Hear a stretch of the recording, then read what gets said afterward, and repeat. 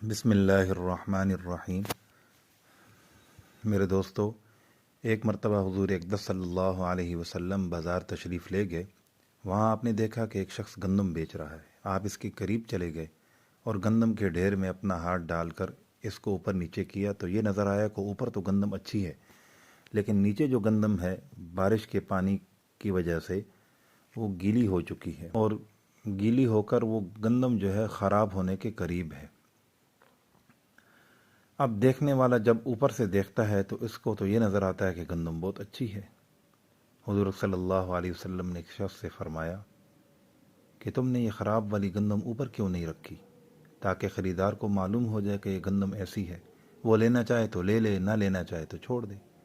اس شخص نے جواب دیا کہ اللہ کے رسول، بارش کی وجہ سے کچھ گندم خراب ہو گئی تھی، اس لیے میں نے اس کو نیچے کر دیا۔ آپ نے فرمایا ایسا نہ کرو، بلکہ اس کو اوپر رکھ کر دو۔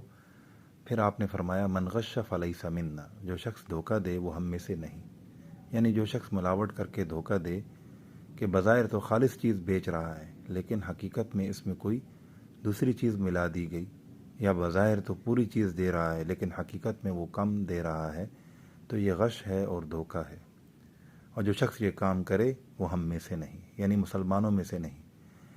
دیکھیے میرے دوستو، ایسے شخص کے بارے میں حضور اقدس صلی اللہ علیہ وسلم کتنی سخت بات فرما رہے ہیں۔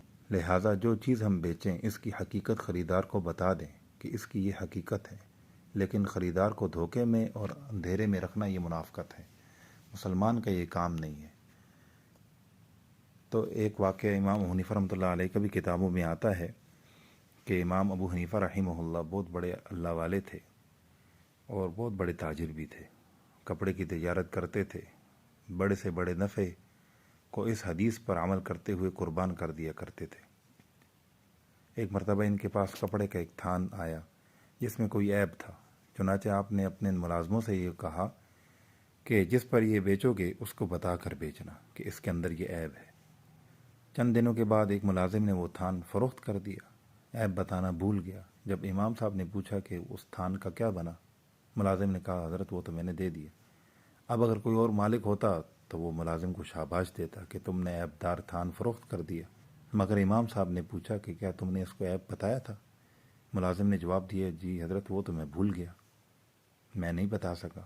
آپ نے پورے شہر کے اندر اس گاہک کی تلاش شروع کر دی، اس کو ڈھونڈنا شروع کر دیا کہ ملے۔ بہرحال وہ مل گیا۔